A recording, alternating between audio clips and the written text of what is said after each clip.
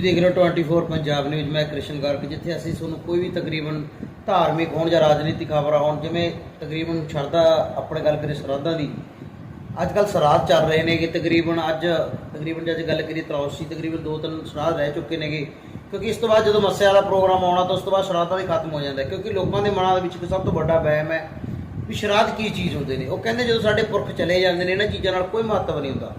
ਇਸ ਸੰਬੰਧੀ ਜਿਵੇਂ ਗੱਲ ਕਰੀਏ ਤਾਂ ਹੁਣ ਸ਼ਰਾਧ ਤਕਰੀਬਨ ਕੋਈ ਇਕਾਸੀ ਦਾ, ਕੋਈ ਦਵਾਸੀ ਦਾ, ਕੋਈ ਜਿਵੇਂ ਵੱਖੋ ਵੱਖ ਤਰੀਕਾ ਆਉਂਦੀਆਂ ਨੇ, ਚੱਲਦਾ ਰਹਿੰਦਾ। ਉਸ ਤਰ੍ਹਾਂ ਹੀ ਹੁਣ ਲਾਸਟ ਜੋ ਸ਼ਰਾਧ ਹੈ ਹੁਣ ਮੱਸਿਆ ਦਾ ਹੋਣਾ ਹੈਗਾ, ਉਸ ਸੰਬੰਧੀ ਅਸੀਂ ਕੁਝ ਗੱਲਬਾਤ ਕਰਾਂਗੇ, ਪੰਡਿਤਾਂ ਦੇ ਬਾਰੇ ਜਾਣਕਾਰੀ ਪ੍ਰਾਪਤ ਕਰਾਂਗੇ ਕਿ ਇਹ ਸ਼ਰਾਧ ਕਿਉਂ ਖਵਾਏ ਜਾਂਦੇ ਨੇ, ਕੀ ਇਹਨਾਂ ਸੰਬੰਧੀ ਕੀ ਜਾਣਕਾਰੀ ਹੈ, ਇਹਨਾਂ ਨਾਲ ਸਾਨੂੰ ਕੀ ਕੁਝ ਮਿਲਦਾ ਹੈ, ਕੀ ਸੰਬੰਧੀ ਇਹਦਾ ਗੱਲਬਾਤ ਕਰਾਂਗੇ।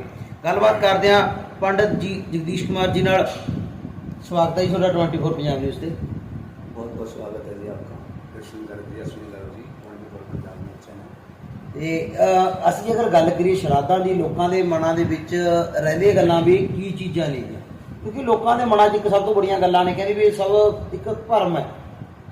ਕੀ ਇਹ ਭਰਮ ਹੈ ਜਾਂ ਸੱਚਾਈ? ਅਸੀਂ ਕਹਿੰਦੇ ਘੱਟ ਤੋਂ ਘੱਟ ਸ਼ਬਦਾਂ ਵਿੱਚ ਲੋਕਾਂ ਨੂੰ ਜਾਣਕਾਰੀ ਮਿਲੇ, ਕਿਉਂਕਿ ਹੁਣ ਜਿਹੜੇ ਸ਼ਰਾਧ ਨੇ ਤਕਰੀਬਨ ਅਸੀਂ ਗੱਲ ਕਰੀਏ ਤਾਂ ਸਿਰਫ 1-2 ਰਹਿ ਚੁੱਕੇ ਨੇ। ਅੱਜ ਤਰੌਸ਼ੀ ਵੀ ਸਟਾਰਟ ਸ਼ਾਮ ਨੂੰ ਹੋ ਚੁੱਕੀ ਹੈਗੀ, 14 ਔਰ ਮੌਸ ਲਾਸਟ ਮੌਸ ਦਾ, ਉਹਦਾ ਨਰਾਤਿਆਂ ਦਾ ਤਕਰੀਬਨ ਫੈਸਟੀਵਲ ਸ਼ੁਰੂ ਹੋ ਜਾਂਦੇ ਨੇ।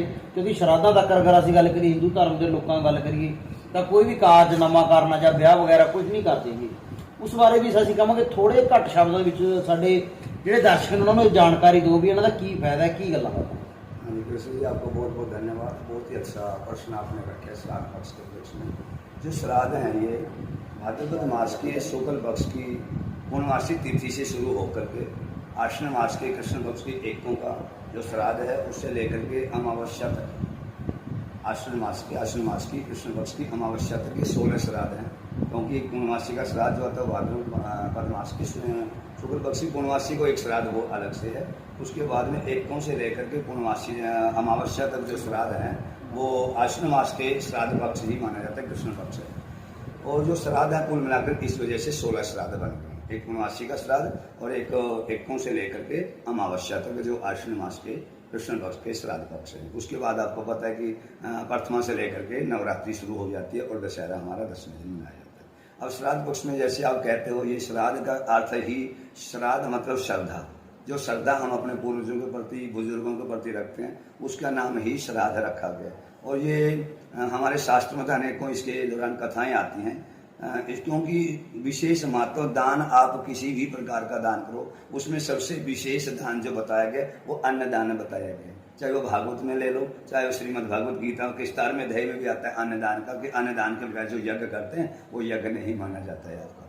तो इसमें गीता के अंदर भी आया, गरुड़ पुराण जी के अंदर भी अन्नदान का विशेष महत्व आया, जहाँ पर 8वें अध्याय में 8 महादान की व्याख्या है, उसमें विशेष तौर से बताया गया अन्नदान का महत्व। दूसरा श्राद्ध के पक्ष में बहुत सुंदर, आपने महाभारत में कथा सुनी होगी, कृष्ण से अपने कर्ण जी के संबंधित बहुत सी कहानी है। कृष्ण कर्ण जो था उन्होंने इतना दानवीर कर्ण कहलाया कि उन्होंने उम्र भर श्रवण दान किया। अंत तक भी भगवान जी परीक्षा लेने आए थे कृष्ण जी, तो जिस समय कर्ण घैलावस्था में पड़े हुए थे, भगवान कृष्ण जी परीक्षा लेने आए कि देखते हैं जी अपने धर्म पर हैं, अब भी अडिग। तो उसमें उनसे दान मांगा। तो पहले तो विचार किया कर्ण कि मैं दान करूँ तो क्या दान करूँ, अब तो मेरे पास कुछ भी नहीं है, मैं नहीं था, यहाँ पर ऐसा ही पड़ा हूँ युद्ध भूमि के अंदर। लेकिन फिर ध्यान आया उनके जो दांत थे सोने के दांत थे, तो उन्होंने एकदम से वो सोने के 2 दांत वहां पर दिए। पर भगवान और परीक्षा ले रही, झूठा दान थोड़ी दिया जाता है। तब उन्होंने अपने बाण के द्वारा धरती को के ऊपर बाण चलाया, वहां से बाण गंगा प्रकट हुई, उससे उस दांत को धोया और वो दान दिया। मतलब कहने का भाव है कर्ण इतने दानवीर कहलाए, जिसमें कर्ण जी कहते हैं कि यहाँ से गए हैं स्वर्ग अवस्था में, तो वहां उनको स्वर्ण महल मिला, स्वर्ण के बिस्कुट, सोने का हर चीज उनको दिया गया, तो उनको अन्न नहीं दिया गया। तो पूछा महाराज मुझे भोजन दीजिए आप, तो कहा भाई देखो आपने जो दान किया वो 100 गुना होकर के, कहते हैं जो हम यहाँ दान करते हैं वो 100 गुना होकर के मिलते हैं हमें। तो वो कहते हैं महाराज आपने उम्र भर स्वर्ण दान किया इसलिए आपको सोना ही या सोना मिल रहा है, तो आपने कोई अन्न दान नहीं किया।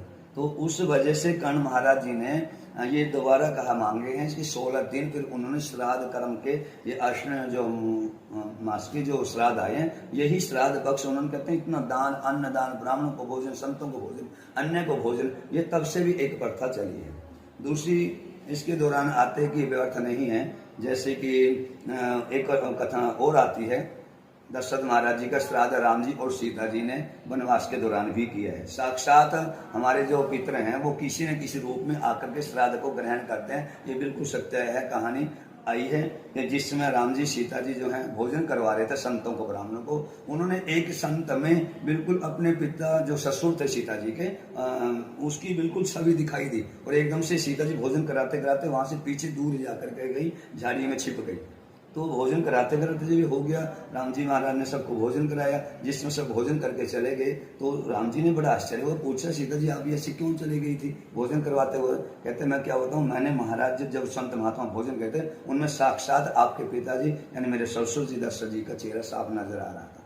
इससे भाव स्पष्ट आता है कि हमारे सनातन धर्म की कोई भी प्रथाएं हैं वो व्यर्थ नहीं जाती हैं, बड़ा इनका श्राद्ध का महात्मा है। तो वैसे भी कहा गया तीर्थ में जाकर के पिंडदान करना, तर्पण कर्म करना, या जिस दिन श्राद्ध होता है, आजकल थोड़ा भाव सा बदल गया है, ब्राह्मण को बुलाया उसको सिंपल भोजन करवा दिया। पहले वैसे श्राद्ध का देखा जावे तो इसमें पिंडदान का और इसमें तर्पण का, बाद में ब्राह्मण भोजन का, ये इसका वैसे 3 प्रकार का नियम वैसे होता है। तो दूसरी बात है अयोध्या तीर्थ वगैरह में जैसे कहा गया अयोध्या, मथुरा, माया, काशी, कांची, अवंतिका, पुरी, द्वारका, सप्तहिता, मोक्षदायिका, ये तीर्थ स्थान है। ये हमारे मुक्ति को, मोक्ष को देने वाले स्थान बताए गए। श्राद्ध पक्ष के अंदर गया जी का विशेष महत्व है। जैसे 16 के 16 दिन लोग गया जी में जाकर के अपने पितरों के निमित्त पिंड दान करते हैं। गया जी की बहुत सुंदर कहानी आती है। कहते हैं गया एक असुर था, लेकिन वो भगवान नारायण जी का बहुत प्रिय भक्त था। बहुत सुंदर है गया तीर्थ का श्राद्ध पक्ष में कहानी सुनने से बहुत अच्छा महात्मा है। हमारे पितरों को मुक्ति मिलती है और हमारी भी जाने अनजाने जीवन के जो पाप हैं वो केवल कथा सुनने मात्र से दूर होते हैं। सूक्ष्म रूप में आपको लूंगा 2 मिनट की कहानी। गया जो असुर था वो गया असुर भगवान नारायण जी का बहुत प्यारा भक्त था। गया ने बहुत विशेष रूप से भगवान नारायण जी का तप किया, चिंतन किया, ध्यान किया, वंदन किया। भगवान जी का इतना जोर का तप किया कि देवताओं का सिंहासन भी हिलने लगा। सब चलते चलते गए अपने वर्मा जी के पास गए। वर्मा जी महाराज नारायण जी के पास गए। तो नारायण जी के पास गए, नारायण जी ने उनको दर्शन दिया। नारायण जी ने दर्शन दिया, बोलो कि क्या मांगते हो? तब उन्होंने कहा महाराज मेरा शरीर पवित्र हो जाए, तीर्थों की जैसा, जैसे तीर्थ पवित्र है, तीर्थ पे जाओ स्नान करो तो सारे पाप दूर होते हैं, ऐसे कोई मेरा दर्शन करे तो उसके पाप दूर हो जाए। भगवान जनता था तो बोल दिया। गया जो था अब वो पवित्र हो गया था, बोला कि मेरा लाभ क्या है, लोगों का भला नहीं किया। असुर होते होते परोपकार के लिए उसने जीवन जिया। देखो गया जी ने, अब वो चलता रहा एक जगह से दूसरी जगह, जब जहां जहां लोग जावे पाप करें के उसका दर्शन कर लिया करें तो सबके पाप दूर होने लगे। कोई नरक धीरे धीरे करके नरक खाली होने लगे, संतुलन बिगड़ने लग गया नरक और स्वर्ग का। धर्मराज जी चिंतित होकर के फिर वर्मा जी के पास गए, नारायण जी के पास सब देवताओं को लेके गए। नारायण महाराज जी ने जो है भगवान जी ने वर्मा जी को फिर एक युक्ति बताई। तो वर्मा जी महाराज ने क्या किया, गया जी से कहा कि गया जी देखो हमें कोई पवित्र स्थान चाहिए, हम नारायण जी का हवन यज्ञ कर रहे हैं, नारायण जी के निमित्त यज्ञ करेंगे। तो अब उन्होंने कहा कि आपका शरीर बड़ा पवित्र, आपके शरीर से पवित्र कोई और नहीं हो सकता, इसलिए आपका शरीर हमें आप दे दीजिए, आप लेट जाइए। तो गया जी लेट गया, क्योंकि वो चाहते थे गया एक जगह लेटेगा तो कोई यहाँ आएगा तो भी पवित्र होगा ना, नहीं तो गया फिरते फिरते चलते चलते जाएंगे तो सारे लोक में जितने भी जीव हैं पापी जीव ही तर जाएंगे। तो फिर नरखाली संतुलन बिगड़ गया था। इस वजह से अब जो हम नारायण जी को प्रसन्न करने के लिए वहां पर यज्ञ हवन हुआ। सोचा यज्ञ समाप्त हो जाएगा तो फिर खड़ा हो जाएगा, इसलिए नारायण जी का ध्यान किया। नारायण जी साक्षात वहां आकर के उसके ऊपर जो है नारायण जी ने चरण रखे। आज भी उसका नाम है विष्णुपदी। नारायण जी ने वहां पद रखे, अपने चरण रखे थे, इसलिए उस स्थान का नाम विष्णुपदी। और तुलसी मंजरी, तुलसी के पत्तों से आज वहां नारायण भगवान जी का पूजन होता है। कहा भी गया गरुड़ पुराण में लिखा है, जो नारायण जी के तुलसी पत्तों से ही केवल मात्र पूजन कर ले 101 तक उसके कुल तरे जाते हैं। इतना महात्मा गया जी में जाकर नारायण जी की विष्णुपदी का दर्शन करने का। दूसरा, अब जो है नारायण जी वहां पर आए तो नारायण जी उसको देख करके इतना अपना शरीर ही दान कर दिया हवन यज्ञ के लिए, मेरी प्रसन्नता के लिए। तब उससे बड़े प्रश्न हुए और वरदान मांगने के लिए कहा कि वरदान मांगे, क्या मांगता हो? तब भी क्या मांगा, कहते हैं कि जितनी जगह पर मेरा शरीर लेटा है, जो भी कोई अपने पूर्वजों को यहाँ आकर श्राद्ध करेगा, यहाँ कर पिंड दान करेगा, यहाँ कर कोई तर्पण करेगा, उसके सारे के सारे पूर्वज तर जाए, उनको मोक्ष मुक्ति मिल जाए, उनकी गति हो जाए, और जो कर रहे हैं उनको भी आगे स्वर्ग लोक प्राप्त हो जाए। भगवान जी ने तथास्तु का। तो इस प्रकार से ये गया तीर्थ का बड़ा महत्व था। तो श्राद्ध पक्ष में तर्पण करना, पिंडदान करना, तीर्थों पे जाना, स्नान करना, ब्राह्मण भोजन करना, संत भोजन करवाना, ये हमारी प्राचीन सभ्यताएं हैं, प्राचीन हमारे रीति रिवाज हैं, प्राचीन परंपराएं हैं। इनको बड़े श्रद्धा के साथ मनाना चाहिए। और जो आज मैं कहूँगा जितने बुजुर्ग बैठे हैं उनको भी अपने बच्चों को इस सनातन धर्म की परंपरा के साथ जोड़ कर रखना चाहिए, ताकि सनातन की परंपराएं इसी तरह से अटूट रहें, इसी तरह से चलते रहें। दूसरा एक विशेष बात मैं आपको बताना चाहूँगा, जिस दिन भी अपने घर में श्राद्ध हो विशेष दिन, वैसे तो बताया गया 16 के 16 दिन यदि गीता जी का पाठ संपूर्ण ना हो सके वैसे तो संपूर्ण करो, संपूर्ण नहीं कर सकते तो इसमें विशेष रूप से 7वां अध्याय या 3रा अध्याय या 14वां अध्याय 3 अध्याय विशेष श्राद्ध पक्ष के समय जिस दिन अपने पितरों का श्राद्ध है उस दिन इसका अवश्य गीता जी का पाठ अवश्य करना चाहिए और दान पुण्य अधिक से अधिक करें। गाय की सेवा, गौ माता की सेवा अधिक से अधिक करें। हमारे यहाँ पर तो श्राद्ध पक्ष में बताया गया ब्राह्मण भोजन, काक बलिदानम, गौ बलिदान। गौ के देखो ये हमारा सनातन धर्म पशुओं का, पक्षियों का, जानवरों तक का सबका देखो ख्याल रखे सनातन धर्म में, क्योंकि गाय के लिए रोटी निकलती है, कौवे के लिए काक बलि बोलते हैं, दरवेश कुत्ते के लिए भी समान बलि बोलते हैं, वो भी उसके लिए रोटी निकल जाए। पिपली का चींटियों के लिए भी थोड़ा थोड़ा दाना उनके लिए भी डाला जाता है। सनातन धर्म की परंपराएं अटूट हैं, इसलिए मैं सनातन धर्म को नमस्कार करता हूँ। आप सबका बहुत बहुत धन्यवाद है। हम आज के जमा जो आ रहा है, आज के जो बच्चे नई जनरेशन है वो बोलती है हमारे माता पिता जी श्राद्ध कर लेंगे, हमें करने की कोई जरूरत नहीं, वो इस बातों को नहीं समझ रहे हैं। वो आजकल कहते हैं 2 बिस्कुटों की डब्बियां ले लो, 2 पंडित को दे दो, 2 गरीब को दे दो, वो श्रद्धा, वो श्राद्ध हो गया।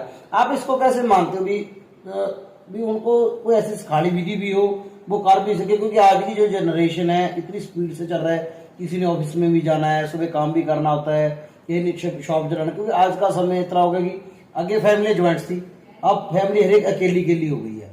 अगर चाहता है भी कम से कम शब्दों में और कम से कम समय में इसकी श्राद्ध कर भी सके और उसका पूर्ण आपका फल भी मिल सके। देखो कृष्ण जी, जो विशेष बात है वो श्राद्ध बताया गया, वैसे जैसे मैंने आपको पहले ही बताया श्राद्ध के 3 काम अवश्य, पिंडदान, उसके बाद तर्पण, उसके बाद ब्राह्मण भोजन। ये तीनों बातें अवश्य, तीनों बातें कम से कम नहीं हो सकती हैं तो ब्राह्मण भोजन के समय जैसे गौदान का बलिदान बताया, ये बातें अवश्य होनी चाहिए। दूसरी बात है श्राद्ध का जो विशेष महत्व वैसे बताया गया, समय जो बताया गया वो 12 बजे के बाद का समय बताया गया श्राद्ध पक्ष का। पर नहीं, आजकल मैं बात टोक रहा हूँ आपसे, चाहता हूँ लोग कहते हैं कि सुबह सुबह हमारी आते रीति रिवाज है, मैं भी भवानीगढ़ में वैसे लोगों के आता जाता हूँ, तो हमारे जो महाजन लोग हैं वो बोलते बच्चे स्कूल जाना है, किसी ने ऑफिस जाना है, तो हमारे पहले भी पुरख को सुबह सुबह कर देते हैं, वो बोलते हैं क्या ऐसी कोई बात ही नहीं। तो आप कैसे समझते हैं? विशेष जानकारी के लिए जो नियम बताया गया, जो श्राद्ध है असलियत में अभी भी पीछे आपने देखा होगा तिथि कोई और होती थी, श्राद्ध उसकी पहली तिथि का लगता था। क्यों लगता था?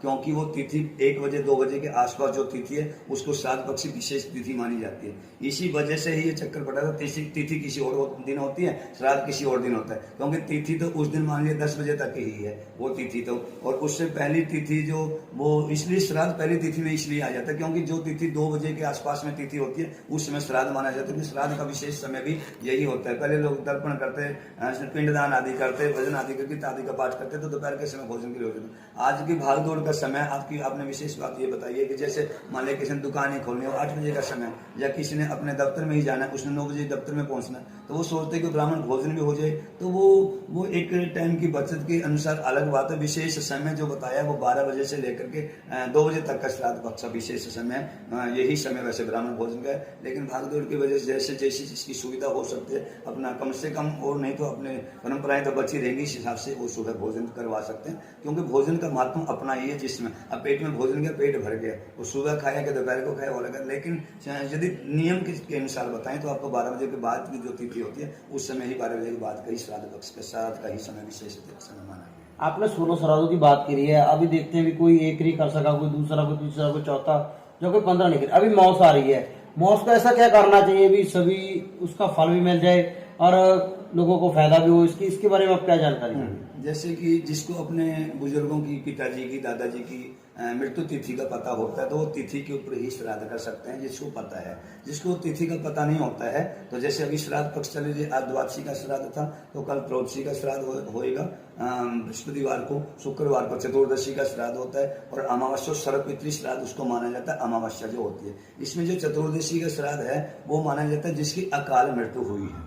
अकाल मृत्यु का मतलब दुर्घटना भी हो सकती है, जहर आदि खा करके या कोई फांसी आदि पे या कोई बिजली के करंट के द्वारा मारा गया है, कोई ऐसी दुर्घटना घट गई हो जो अकाल मृत्यु हुई है, उनके लिए एक तिथि विशेष हमारे शास्त्रों में निश्चित की गई है। वो चतुर्दशी तिथि है, जो अमावस्या से पहले, जिसको हम देशी भाषा में कहते हैं चौदस, वो चतुर्दशी तिथि को उनका श्राद्ध माना जाता है।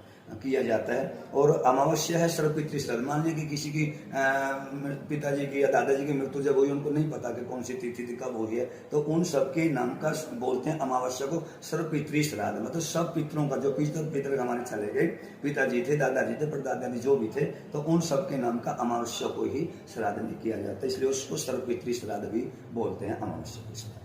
अगर हम बात करें आजकल लोग का समय ये हो गया है कि सिर्फ ये हिंदू धर्म ही सिस्टम करेंगे। पहले क्या था, हमारे लोगों को लेकर धर्म जात पात का नहीं था। आज का समय इतना तेजी से चेंज हो रहा है, ऐसा लगता है ये सिर्फ हिंदू रिलेटिव है। अगर हम दूसरे धर्मों की बात करें तो वो इन चीज़ों को नहीं मानते। उनको कैसे चाहिए भी, वो भी इसको मानना चाहिए, उसका फायदा क्या नहीं होता, आप कम शब्दों में बताएं मुझे। नहीं, देखो ऐसी बात नहीं है कृष्ण जी।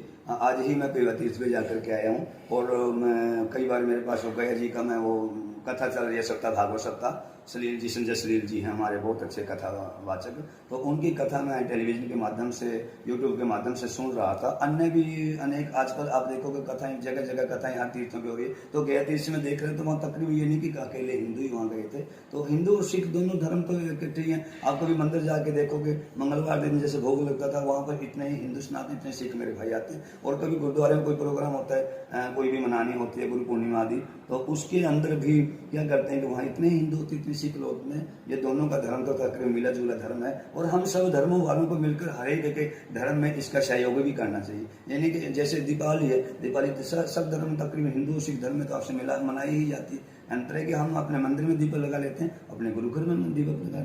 सब धर्मों को मिलकर के हर एक धर्म का पालन करना चाहिए, सारे त्योहारों को मिलजुल करके मनाना चाहिए। ये भी आपके माध्यम से मैं सबको संदेश देना चाहता हूँ। और मत्स्य किस तिथि तक, कै बजे तक रहेगी और किस तरीके को होगी? अमावस्या जो तिथि है वो अपने शनिवार के दिन है, 14 तारीख को शनिवार को अमावस्या है। उस दिन सर्वपितृ श्राद्ध, जिसको भी कोई अब तक अपने पितरों की तिथि का नहीं पता था, तो शनिवार के दिन 14 तारीख को अमावस्या को अपना सर्वपितृ श्राद्ध, सब अपने पितरों के नाम का वो श्राद्ध निकाल सकते हैं। गौ को हरा चारा डाला सकते हैं, गौ माता को कोई जो भोजन रोटी आदि निकाल सकते हैं, काक बलिदान कर सकते हैं, स्वान बलिदान आदि। वो सर्वपितृ श्राद्ध के निमित्त अमावस्या को 14 तारीख दिन शनिवार को। पहला नवरात्र किस समय चालू हुआ और कैसे हम प्रोग्राम को चल पा? जैसे मैंने आपको पहले बताया है, जो श्राद्ध पक्ष है वो 14 तारीख शनिवार को समाप्त हो रहा है। उसके ठीक अगले ही दिन 15 तारीख जो है, 15 तारीख को रविवार को हमारी नवरात्रि बड़ी धूमधाम से, बड़े अच्छे विधि विधान से जो जैसे मनाते हैं हर एक शहरों में। तो जैसे हमारे यहाँ भी भवानी माता मंदिर है, उसमें जगमग पहले दिन से लेकर के नवरात्रि तक बड़ी अच्छी उसमें जो है धूमधाम रहती है, चहल पहल रहती है। सुबह शाम भक्त जाते हैं, और अष्टमी तो विशेष मेला ही लगता है। तो वो पहले जो है 15 तारीख को दिन रविवार को नवरात्रि का जो बीजना, कल स्थापन वगैरह, वो सारा 15 तारीख को दिन रविवार को नवरात्रि का पहला दिन प्रारंभ है। ਇਹ ਸਨ ਸਾਡੇ ਜਗਦੀਸ਼ ਪਾਂਡੇ ਜੋ ਭਵਾਨੀਗੜ੍ਹ ਦੇ ਵਿੱਚ ਇੱਕ ਚਿਹਰਾ ਜਾਣਿਆ ਪਛਾਣਿਆ ਚਿਹਰਾ ਨੇ, ਜਿਨ੍ਹਾਂ ਦੀ ਕੋਈ ਮੈਨੂੰ ਕੋਈ, ਜੇ ਅਗਰ ਮੈਂ ਉਹਨਾਂ ਦੀ ਪਛਾਣ ਕਰਾਵਾਂ ਜਾਂ ਉਹਨਾਂ ਬਾਰੇ ਦੱਸਾਂ, ਕੋਈ ਮੈਨੂੰ ਏਡੀ ਵੱਡੀ ਗੱਲ ਨਹੀਂ, ਕਿਉਂਕਿ ਭਵਾਨੀਗੜ੍ਹ ਦਾ ਕੱਲਾ ਬੱਚਾ, ਛੋਟੇ ਤੋਂ ਲੈ ਕੇ ਕੋਈ ਬਜ਼ੁਰਗ, ਕੋਈ ਕਿੰਨੇ ਵੀ ਪੁਰਾਣਾ, ਸਭ ਜਾਣਦੇ ਨੇ। ਕਿਉਂਕਿ ਇਹਨਾਂ ਦੀ ਜਿਹੜੇ ਕਥਾਵਾਂ ਜਾਂ ਕਰਦੇ ਰਹਿੰਦੇ ਨੇ, ਅਸੀਂ ਦੇਖਦੇ ਰਹਿੰਦੇ ਹਾਂ, ਕਿਤੇ ਵੀ ਭੋਗਾਂ ਤੇ ਜਾਂਦੇ ਹਾਂ, ਸਾਨੂੰ ਜਾਣਕਾਰੀ ਧਰਮ ਬਾਰੇ ਦੇਣਾ ਸਭ ਤੋਂ ਵਧੀਆ ਗੱਲ ਦੇਖਦਾ। ਮੈਂ ਇਹਨਾਂ ਦੀ ਕਦੇ ਵੀ ਕਿਸੇ ਵੀ ਧਰਮ ਬਾਰੇ ਕਦੇ ਵੀ ਵਿਆਖਿਆਨ ਦੇ ਵਿੱਚ ਇੱਧਰ ਉੱਧਰ ਗੱਲ ਨਾ ਬੋਲਣਾ ਸਭ ਤੋਂ ਵਧੀਆ ਗੱਲ ਲੱਗਦੀ, ਕਿਉਂਕਿ ਕਥਾ ਵਾਰਤਾ ਹੀ ਸਾਨੂੰ ਚੰਗੀ ਸਿੱਖਿਆ ਦਿੰਦੇ ਨੇ। ਕਿਉਂਕਿ ਕੋਈ ਵੀ ਧਰਮ ਹੈ ਜਿਹੜਾ ਉਹਦਾ ਕਥਾ ਵਾਰਤਾ ਬੋਲਣਾ, ਸ਼ਬਦਾਂ ਦੇ ਵਿਚਾਰਾਂ ਦੀ, ਅਰ ਸ਼ਬਦਾਂ ਦਾ ਸੰਕੋਚ ਨਾਲ ਬੋਲਣਾ ਔਰ ਗੱਲ ਕਰਨੀ ਸਭ ਤੋਂ ਬੜੀ ਗੱਲ ਹੈ। ਕਿਉਂਕਿ ਜਿਵੇਂ ਹੁਣ ਸ਼ਰਾਧਾਂ ਬਾਰੇ ਗੱਲ ਕੀਤੀ ਗਈ ਹੈ, ਕਿਉਂਕਿ ਜਿਹੜੇ ਸ਼ਰਾਧ ਦੇ ਕੁਝ ਦਿਨ ਰਹਿ ਗਏ ਨੇ, ਕਿਉਂਕਿ ਲੋਕਾਂ ਵੱਲੋਂ ਸ਼ਰਾਧਾਂ ਦਾ ਇੱਕ ਭਰਮ ਪਾਇਆ ਜਾਂਦਾ ਵੀ ਇੱਕ ਸਿਰਫ ਦਿਖਾਵੇ ਦੀਆਂ ਗੱਲਾਂ ਨੇ। ਨਹੀਂ, ਸਾਨੂੰ ਉਹਨਾਂ ਨੇ ਇੱਕ ਭਰਪੂਰ ਜਾਣਕਾਰੀ ਦਿੱਤੀ ਹੈ ਵੀ ਸਾਨੂੰ ਸ਼ਰਾਧ ਕਿਵੇਂ ਕਰਨਾ ਚਾਹੀਦਾ ਹੈ। ਔਰ ਲਾਸਟ ਸ਼ਰਾਧ ਜੋ ਕਿ ਮੱਸਿਆ ਸ਼ਨੀਵਾਰ ਹੈ, ਉਹਦੇ ਬਾਰੇ ਉਹਨਾਂ ਨੇ ਸਾਨੂੰ ਜਾਣਕਾਰੀ ਦਿੱਤੀ। ਉਹਨਾਂ ਨੇ ਦੱਸਿਆ ਵੀ ਇਹ ਸ਼ਰਾਧਾਂ ਦੇ ਵਿੱਚ ਸਾਨੂੰ ਕੀ ਫਾਇਦੇ ਹੁੰਦੇ ਨੇ, ਕੀ ਨੁਕਸਾਨ ਹੁੰਦੇ ਨੇ। ਕਿਉਂਕਿ ਕਿਸੇ ਦੇ 2 ਰੋਟੀਆਂ ਜਾਂ ਅਸੀਂ ਗੱਲ ਕਰੀਏ ਪ੍ਰਸ਼ਾਦਿਆਂ ਦੇ ਛਕਾਉਣ ਨਾਲ ਕੋਈ ਫਰਕ ਨਹੀਂ ਪੈਂਦਾ। ਅਗਰ ਜੇ ਸਾਨੂੰ ਕੋਈ ਖੁਸ਼ੀਆਂ ਮਿਲਦੀਆਂ ਨੇ ਤਾਂ ਸਭ ਤੋਂ ਵਧੀਆ ਉਪਰਾਲੇ ਨੇ। ਇਸ ਤਰ੍ਹਾਂ ਹੀ ਅਸੀਂ ਹੋਰ ਭਰਪੂਰ ਜਾਣਕਾਰੀਆਂ ਨਾਲ ਅਸੀਂ ਸਮੇਂ-ਸਮੇਂ ਤੇ ਤੁਹਾਨੂੰ ਜਾਣਕਾਰੀਆਂ ਦਿੰਦੇ ਰਹਿੰਦੇ ਹਾਂ। 24 ਪੰਜਾਬ ਨਿਊਜ਼ 'ਤੇ ਸਾਨੂੰ ਕਮੈਂਟ ਅਤੇ ਸ਼ੇਅਰ ਜ਼ਰੂਰ ਕਰੋ। ਇਹ ਜਿੰਨੀ ਵੀ ਵਧੀਆ ਤੁਹਾਨੂੰ ਜਾਣਕਾਰੀ ਲੱਗਦੀ ਹੈ ਸਾਨੂੰ ਕਮੈਂਟਾਂ ਰਾਹੀਂ ਇਸ ਦੇ ਉੱਪਰ ਜ਼ਰੂਰ ਦਿਆ ਕਰੋ, ਅਤੇ ਸਾਡੀਆਂ ਵੀਡੀਓ ਨੂੰ ਵੱਧ ਤੋਂ ਵੱਧ ਸ਼ੇਅਰ ਕਰਿਆ ਕਰੋ। ਕਿਉਂਕਿ ਅਗਰ ਸ਼ੇਅਰ ਕਰੋਗੇ ਤਾਂ ਸਾਡਾ ਵੀ ਇੱਕ ਹੌਸਲਾ ਅਫਜ਼ਾਈ ਵੱਧਦੀ ਹੈ, ਕਿਉਂਕਿ ਸਾਨੂੰ ਵੀ ਲੱਗਦਾ ਵੀ ਅਸੀਂ ਹੋਰ ਜਾਣਕਾਰੀਆਂ ਤੁਹਾਡੇ ਲਈ ਨਵੀਆਂ ਲੈ ਕੇ ਆਈਏ, ਨਵੀਆਂ ਜਾਣਕਾਰੀਆਂ ਧਰਮਾਂ ਬਾਰੇ ਜਾਣਕਾਰੀਆਂ ਦਈਏ ਵੀ ਸਾਡੇ ਧਰਮ ਕੀ ਚੀਜ਼ ਨੇ, ਕਿਉਂਕਿ ਅਸੀਂ ਇਹ ਚੀਜ਼ਾਂ ਨੂੰ ਭੁੱਲ ਚੁੱਕੇ ਹਾਂ। 24 ਪੰਜਾਬ ਨਿਊਜ਼ ਤੋਂ ਮੈਂ ਕ੍ਰਿਸ਼ਨ ਗਰਗ ਭਵਾਨੀਗੜ੍ਹ ਤੋਂ।